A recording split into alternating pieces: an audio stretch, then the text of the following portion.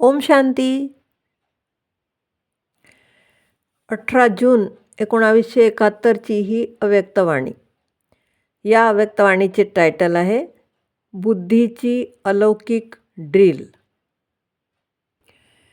बाप-दादा विचारतात, आवाजाच्या परे राहणे चांगले वाटते की आवाजात राहणे चांगले वाटते? जेव्हा आवाजाच्या परे राहण्याची प्रॅक्टिस होईल तेव्हा आवाजाच्या परे राहण्याची स्थिती चांगली वाटेल. जेव्हा वाटेल, जसे वाटेल तसे स्वरूपमध्ये स्थित होता आले पाहिजे. जेव्हा युद्धाच्या मैदानामध्ये योद्धे असतात तेव्हा जसा ऑर्डर मिळतो तसेच ते करतात. असेच रुहानी योद्धे जेव्हा जसे डायरेक्शन मिळेल तशी आपली स्थिती स्थित करू शकले पाहिजे.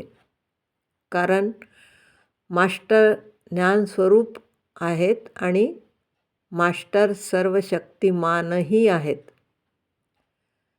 दोन्ही असल्यामुळे एका सेकंदापेक्षाही कमी वेळेत जशी स्थिती पाहिजे असेल त्या स्थितीमध्ये टिकता आले पाहिजे. हे आहेत रुहानी योद्धे. आत्ताच जर म्हटले की परमधाम निवासी बना, तर देह आणि देहाला विसरून अशरीरी परमधाम निवासी बनून जाता आले पाहिजे. आत्ताच सेवेसाठी आवाजात आले आणि सेवा करत असतानाही स्वरूपच्या स्मृतीमध्ये राहिले असा अभ्यास करायचा आहे.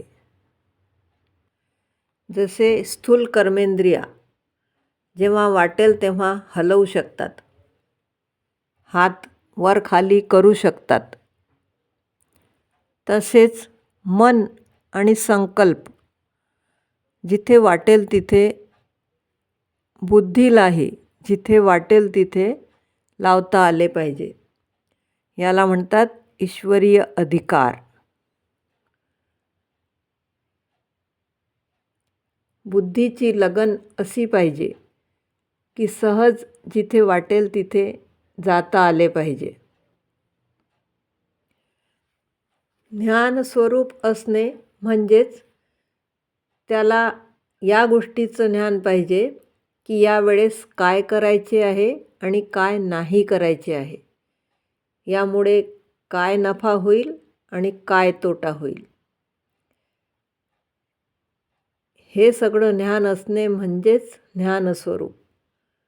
आणि सोबतच मास्टर सर्व शक्तिमान असल्यामुळे सर्व शक्तींच्या आधाराने अभ्यास सहज आणि निरंतर बनतो.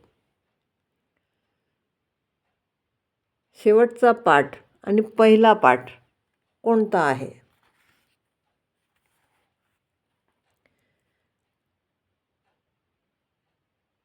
पहिले एक शब्द लक्षात ठेवायचा आहे. अलौकिक जन्म घेताच बाबांनी पहिले काय शिकवलं? बाबांना आठवण करा. लौकिकमध्ये आणि अलौकिकमध्ये हेच शिकवतात, बाबा बाबा म्हणत राहा. बापदादा म्हणतात ड्रिलचे अभ्यास करत असताना पहिले दर्द महसूस होतो, कठीण वाटते.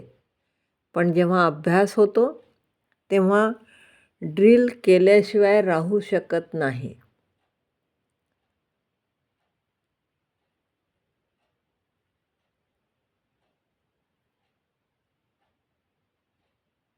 असे अभ्यासी बनायचे आहे.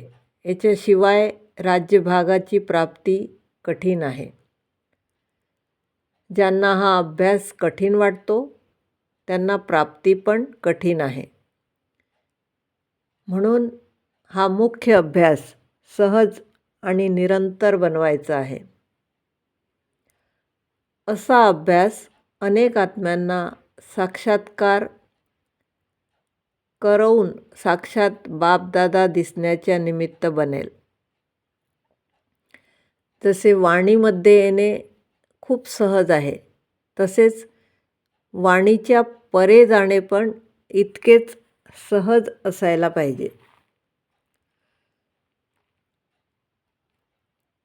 असे समजून चालायचे आहे की आत्ताच अल्प काळासाठी खाली उतरले कार्य करण्यासाठी, पण सदाकालची मूळ स्थिती तीच आहे. मग कितीही कार्य केले तरी कर्मयोगीच्या समान कर्म करत असताना आपली मूळ स्थिती आणि मूळ स्थान विसरणार नाही. ही स्मृती समर्थी आणते. समर्थी म्हणजे शक्तिया, मास्टर सर्वशक्तिमान चा जन्मसिद्ध अधिकार कोणता आहे? सर्व शक्तिया.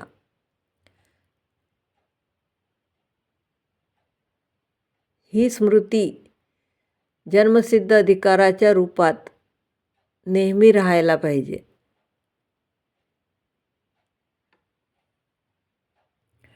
मूळ स्थितीचे गायन आहे ज्ञान स्वरूप, प्रेम स्वरूप, आनंद स्वरूप स्थिती बनली पाहिजे. पॉईंटच्या रीतीने बुद्धीमध्ये नाही ठेवायचे, पण पॉईंटला प्रॅक्टिकल स्वरूप बनवायचे आहे. तेव्हाच नेहमीसाठी पॉईंट स्वरूपमध्ये स्थित होता येईल.